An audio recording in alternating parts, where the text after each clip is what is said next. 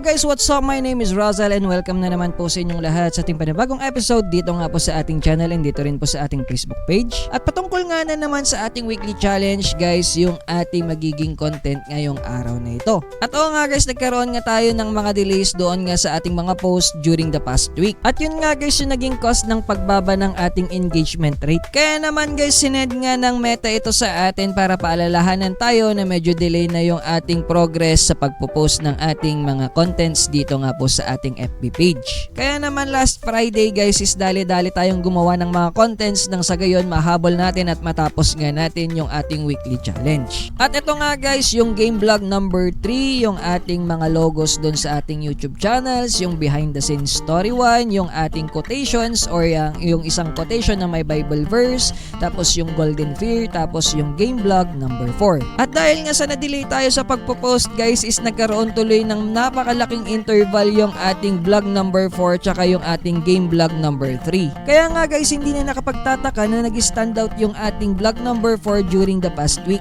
having 365 views, 160 reaches, and 22 interactions. At sa tingin ko guys, yan ngayon naging rason kung bakit bumaba yung ating engagement rate dito nga sa ating mga videos. Kaya naman guys, during this week is nag-create ako ng personal challenge para sa sarili ko. At ito nga guys ay gumawa at mag-upload ng 5 video for this week. At kapag hindi nga natin natapos itong personal challenge na ito guys is iinom tayo ng ampalaya juice.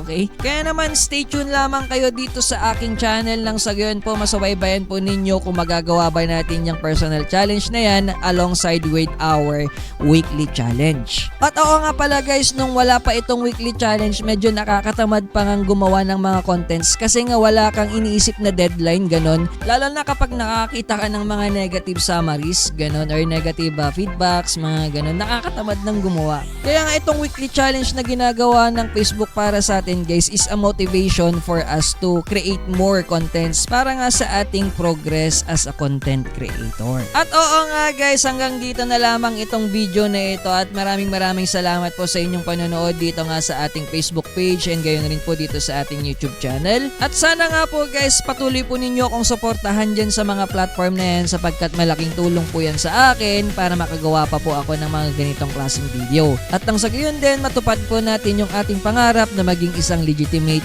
vlogger. At yun na nga guys, maraming salamat po ulit. My name is Razel Nonog. This is my life as a vlogger and may God bless you all.